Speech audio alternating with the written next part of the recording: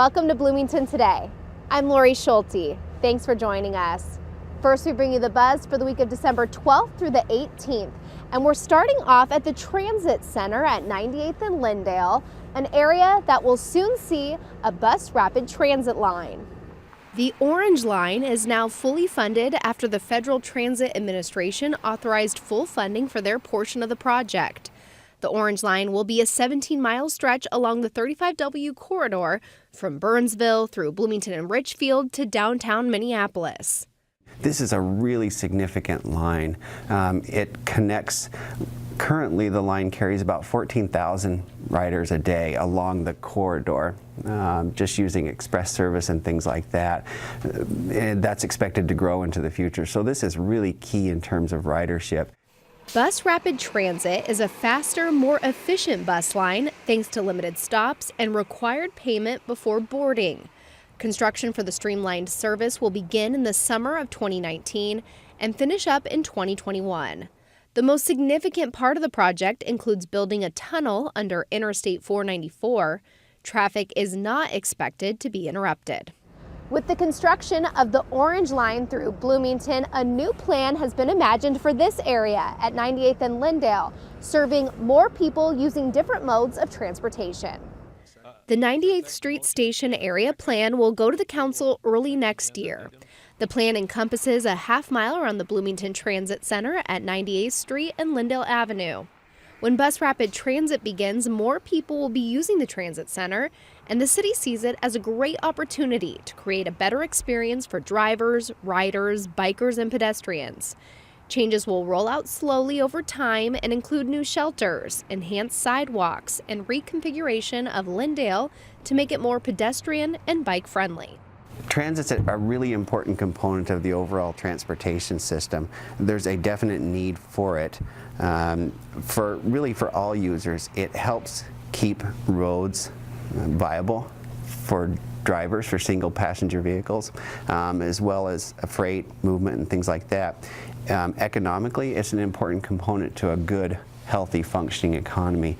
For instance, younger people entering the workforce often can't afford their own vehicle yet, and they have to rely on transit to get to jobs, and that's an important economic component, all the way up to people who work downtown who simply can't afford to park there, but yet still need to get to their jobs every day. So transit really serves a key role in the overall health and functioning of the transportation system. As one project begins, another one finishes up. Over at Old Cedar Avenue, the road and bridge are now open after an enhancement project that took about a year.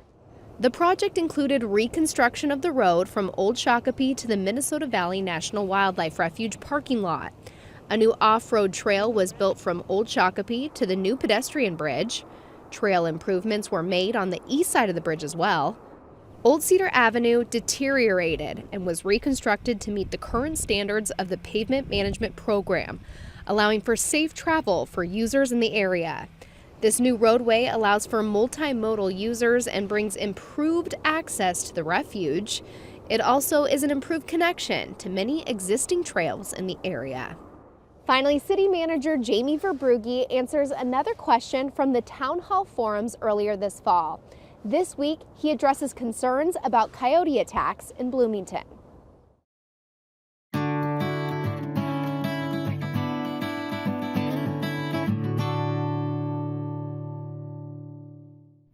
Hi, I'm Jamie Verbrugge, City Manager for the City of Bloomington, and today we're following up on the Town Hall Forum questions about coyotes in our midst. So the city is alerting residents when attacks occur, and we're informing residents on how to haze the animals to get them away from the area and make it less comfortable for the coyotes to be where people are.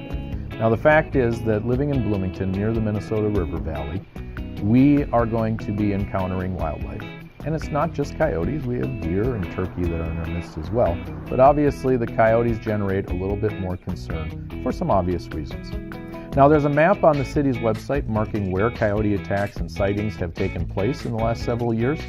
And living with coyotes, frankly, is going to be the new norm in Bloomington. The problem exists in neighboring communities, and it's not going to go away. Residents should adopt new practices to protect their pets. Some examples: make sure you accompany them outdoors. Carry noisemakers when you're on walks.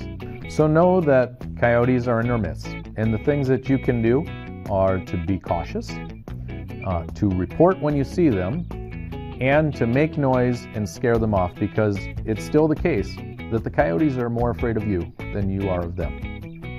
For more information, go to blm.mn/coyote. That's been another response to our Town Hall Forum questions. Be sure to tune in to find out more of what's happening around Bloomington.